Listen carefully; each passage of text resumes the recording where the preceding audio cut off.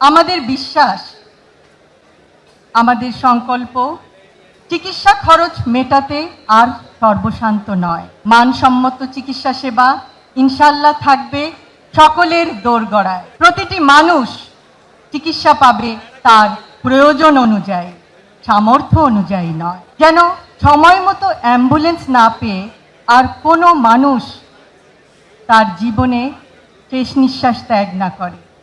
24 ঘন্টা রোগী পরিবহন ও জরুরি সহায়তা পাওয়া যাবে। একটি সুস্থ দেশই উৎপাদনশীল, আত্মনির্ভর ও সার্বভৌম। স্বাস্থ্যসেবা কোনো সুবিধা নয়, স্বাস্থ্যসেবা একটি মৌলিক অধিকার। প্রত্যেক নাগরিককে মর্যাদা ও সম্মানের সঙ্গে স্বাস্থ্যসেবা প্রদান করাই বর্তমান সরকারের সংকল্প।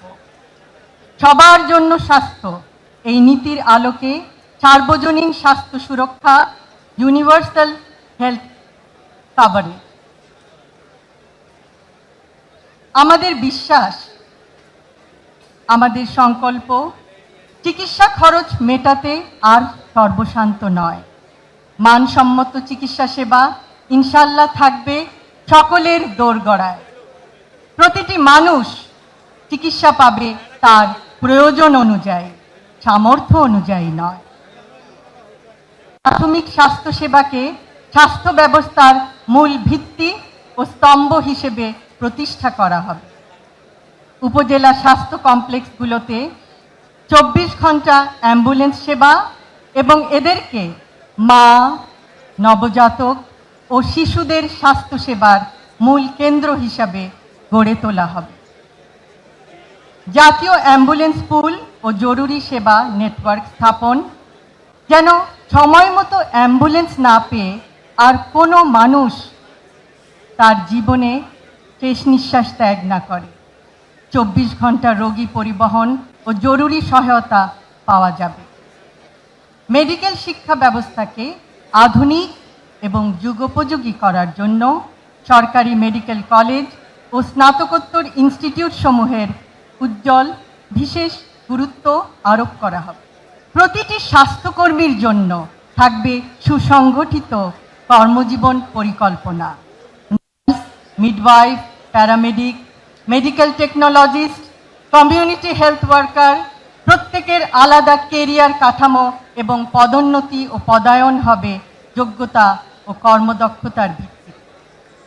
স্বাস্থ্যসেবা প্রদানকারীর নিরাপত্তা নিশ্চিত করা হবে।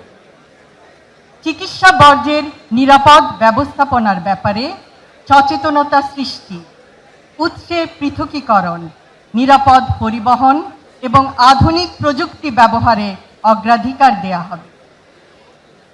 পরিকল্পনাগুলি বাস্তবায়নের জন্য সকলের আন্তরিকতা, নিষ্ঠা, সহযোগিতা অতীব প্রয়োজন। আমরা যারা বিশেষায়িত মেডিকেল শিক্ষায় শিক্ষিত, সংকল্পবদ্ধ হয়ে নিশ্চয়ই আপামর জনগণকে পূর্ণাঙ্গ স্বাস্থ্যসেবা কিছুটা হলেও নিশ্চিত করতে পারব।